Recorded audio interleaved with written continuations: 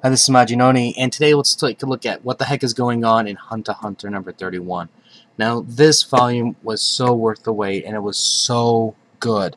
Now, in this volume here, there's two major storylines that we need to talk about. One is the election process to who's going to be the next chairman, and the second storyline is Killua's journey to save Gon.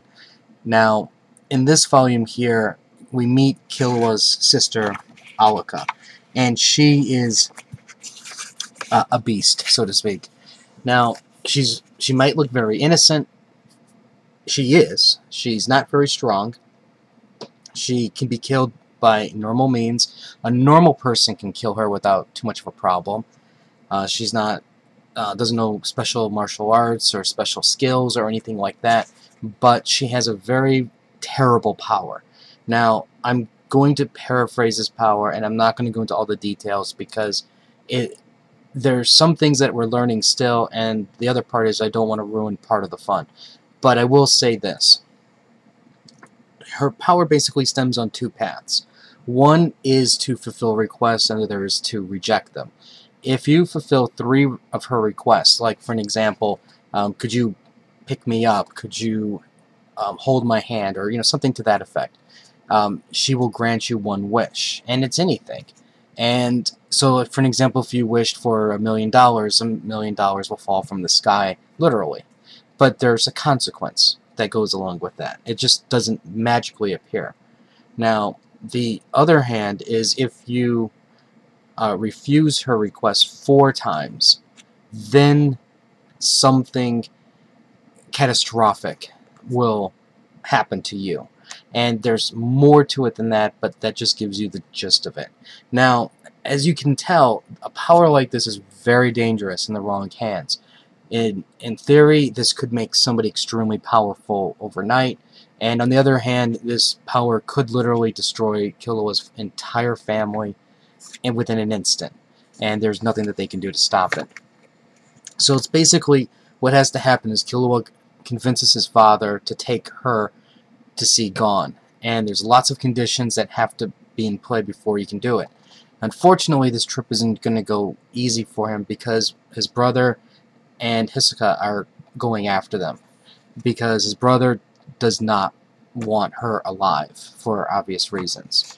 Now, while that's going on, you have the Hunter chairman election, and things are not going well at all. Basically, there's some dissension within the ranks, and by dissension I just mean people aren't voting for the chairman, or else they're casting ineligible votes because they know by doing that it tampers with their election process and they can't get to their the requirements for the election to go through.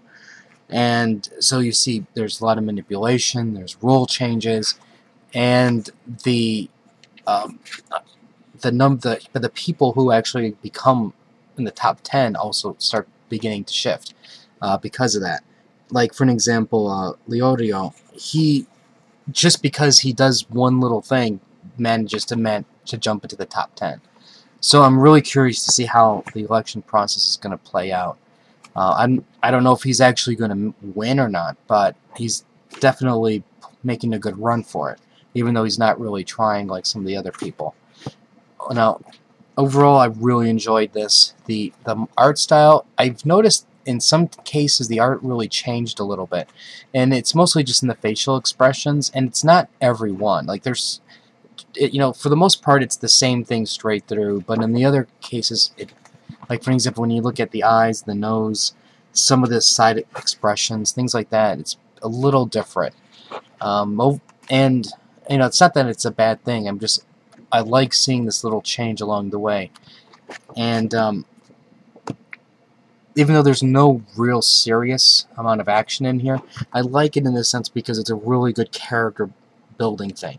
It shows you what extent will Killua do to save his friend Gon, and it shows the support that Gon has from his other friends.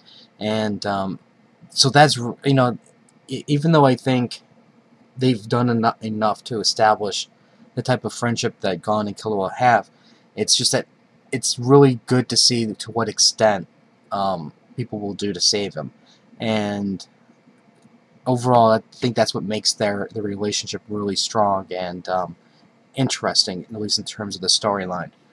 Overall, highly recommend it. Now, if you have not been keeping up with the manga and you're finding a really hard time finding 1 through 30, if you watch the anime is basically up to where the Insect Kingdom, where the Insect King is right now, and all of this takes place after that. So all you have to do is just watch the anime, get up to current, and then you can start reading the manga. That is until you can find all the back stuff, because I realize some of this stuff is out of print and probably really hard to find because this has been going on for a very long time. But regardless, it's highly recommended, especially if you like action, but it's a little different because it's not a total hardcore like Fairy Tail, One Piece, Naruto, just non-stop fighting. There's a lot of character moments, there's a lot of humor in it as well. So anyways, if you have any comments or questions, write them down. Like the video, Facebook, link right there. I do Crunchyroll anime reviews also, and I'll have more reviews later, so until next time.